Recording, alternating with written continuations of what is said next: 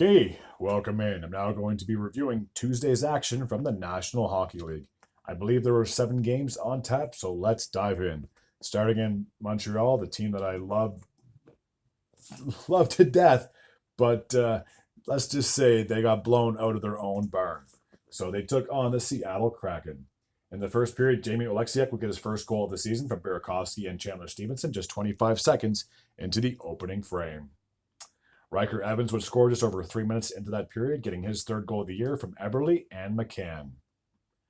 Jaden Schwartz would increase the lead to 3-0, getting a power play goal. For Schwartz, that'd be his second goal of the season from Stevenson and Brandon Montour. Oliver Bjorkstrand would increase the lead to 4-0, getting his third goal of the season from Schwartz, 10:33 of the first period. Cole Caulfield would finally stop the bleeding, getting his 9th goal of the year. He's having a fantastic year, by the way.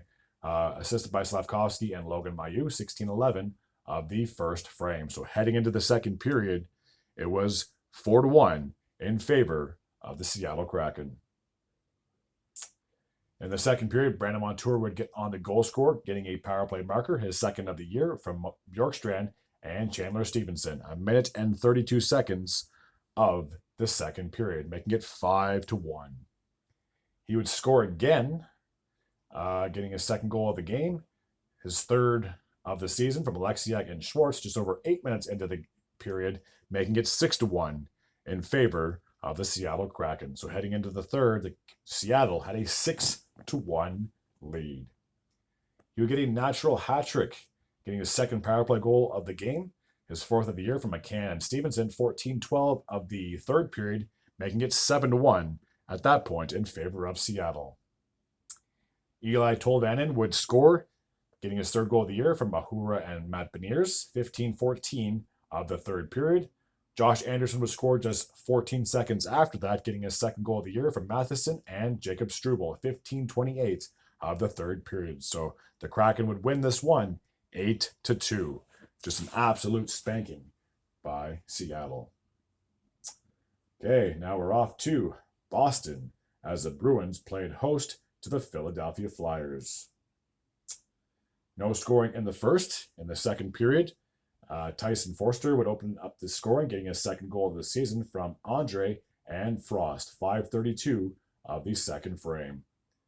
The only other goal that happened in the game was late in the third, with just 24 seconds remaining. Boston would pull their goalie, but unfortunately it would not amount to anything, as Joel Farabee would get the empty net goal, and for Farabee, that'd be his second goal of the season. So the Flyers would shut out the Bruins 2-0, and Samuel Ersson would pick up the shutout for Philly.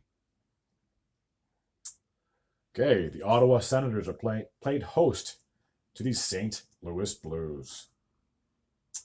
In the first period, Josh Norris would open up the scoring, getting his fourth goal of the year from Giroux and Batherson, 1 minute and 4 seconds into the opening frame. Just over 4 minutes into that period, Noah Gregor would get his second goal of the year from Amadio and, Ostapachuk, if I said that name correctly, making it 2-0 in favor of the Sens.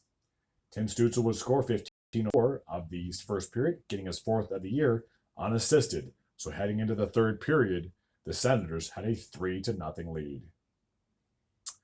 Brady Tkachuk would make it 4-0, getting a power play goal of his own, his fifth of the year from Batherson and Tim Stützle, 8:55 of the second period. He would score, getting his second goal of the game, another power play marker, his sixth of the year from Sanderson and Tim Stützle, 11:08 of the second period.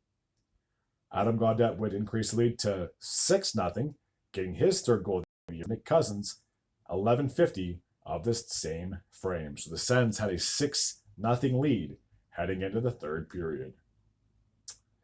Tim Stützle would add a goal of his own, getting his fifth goal of the year from Chabot and Giroux, 7:31 of the third period. They had a 7-0 lead at that point. Just over 9 minutes into that period, Dylan Holloway would finally get the Blues on the goal score sheet, getting his fourth goal of the year, a power play marker, assisted by Texier and Broberg. Adam Gaudette would get his second goal of the game, his fourth of the year, unassisted, 15:27 of the third frame. So the Sens would win this one big, 8-1. The New York Islanders played host to the Anaheim Ducks. In the first period, just a lone goal to report. Neil Carlson would get his 4th goal of the year from Vitarno and McTavish, a power play marker, 14:05 of the first frame. Troy Terry would score in the second period, getting his 5th goal of the season from McTavish and Zellweger, 14:07 of the second frame. So heading into the third period, the Ducks had a 2-0 lead. Matt Barzal would get the Islanders on the board, getting a power play goal, his second goal of the year from Horvat and Dobson, 5:31 of the third frame. The Islanders would pull their goalie, and Frank Vitarno would cash in with an empty net goal. That'd be his first goal of the year, assisted by Alex Killorn. The Ducks would go into New York and win this game by a final score of 3-1. Now we're off to Pittsburgh, where we had the Penguins, and they played host to the Minnesota Wild. Now this is a very fitting game, as Marc-Andre Fleury, who pretty much is a backup goaltender at this point of his career, would get the start in this game, only out of respect, because obviously he was drafted by the Penguins. He had so much success, winning 3 Stanley Cups with them. So he went into his old barn to take on his former team. And I know they said this last year and possibly the year before that, but it's very likely this could be his last season. So I'm sure they wanted to give him one last hurrah in his retirement tour, if you want to call it that. In the first period, Valtteri Pulstin would get his first goal of the season, a power play marker from Gizelchuk and Sidney Crosby, 11:36 of the opening frame. Ricard Raquel would make it 2-0, getting his 5th goal of the year from Letang and Crosby, 15:31 of the first period. Jacob Loka would make it 2-1, getting his 2nd goal of the year, assisted by Kushnutdinov, 17:03 of the first period. And then Freddie Gaudreau would score less than a minute after that, getting his 1st goal of the year unassisted. So we were all tied up at 2 heading into the second period. Frederick Gaudreau got his 2nd goal of the game, obviously his 2nd of the season, from Kaprizov and Faber, 1:38 into the second frame. Matt Zuccarello would score late in the third, with just 37 seconds remaining. For Zuccarello, that'd be his 5th goal of the year from Kaprizov and Rossi. So the Wild had 2 goals in the second. They would take a 4-2 lead heading into the third. Ricard Raquel will get his 2nd goal of the game, his 6th of the year from Pettersson and Crosby, 3:36 of the third. And then the Penguins would pull their goalie down by 1. Unfortunately, they were not able to tie it up, as Kirill Kaprizov would get the empty netter, his 5th of the year from Gaudreau and Middleton. So I believe Marc-Andre Fleury got the first star of the game. Now, typically a goalie who allows 3 goals wouldn't get the first star of the game, but because he's Marc-Andre Fleury and because, like I said, he played against his former team, it was just fitting that the crowd gave the away goalie a standing ovation, which is very rare. Okay, now we're off to Washington in the Battle of the Metropolitan, as the Capitals played host to the New York Rangers. In the first period, Alex Ovechkin would get on the goal scorer sheet, getting his 3rd goal of the year from Strome and Protas, 3:23 of the first frame. Will Cooley would tie it up at 1, getting his 3rd goal of the year from Kakko, 4:21 of the first frame. Ovechkin would score less than a minute after that, getting his 2nd goal of the game, his 4th of the year from Protas and Dylan Strome. Connor McMichael would increase the lead to 3-1, getting his 4th goal of the year from Radish and Sandin, 8:58 of the first period. So heading into the second, the Capitals had a 3-1 lead. Chris Kreider would cut into that lead, getting a power play goal from Zibanejad and Trocheck under a minute into the second frame. Alexei Protas, if I pronounce that name correctly, will get his 2nd goal of the year from Sandin and Trevor Van Riemsdyk just over 4 minutes into the second period, making it 4-2 in favor of the Capitals. Philip Schiedel, I believe, would get his 4th goal of the year from Mancini and Schneider not too long after Protas scored. So heading into the third period, the Capitals were hanging on to a 4-3 lead. Late in the third, the Rangers would pull their goalie. Nick Dowd would get the empty net goal, making it 5-3 at that point in favor of Washington. For Dowd, that'd be his 3rd goal of the year from John Carlson. So the Capitals would win 5-3. And the last game from Tuesday took place in the Pacific Division as the San Jose Sharks, who just came off their first win, are taking on the Los Angeles Kings. So in the second period, Jake Wallman would kick things off, getting his first goal of the year from Sturm and Grunstrom, just over 2 minutes into that period. Akil Thomas, I believe, would get his first National Hockey League goal from Clark and Trevor Moore, 3:18 of the second frame. There was no scoring. Oh, sorry, that was the second period. So heading into the third, I apologize, we were tied up at 1. Fabian Zetterlund would give the Sharks a 2-1 lead, getting his sixth goal of the year from Wenberg and Wallman just over 6 minutes into the third period. Alex Lafayette would tie the game up at 2, getting his fifth goal of the year from Warren Foegele just over 8 minutes into the third period.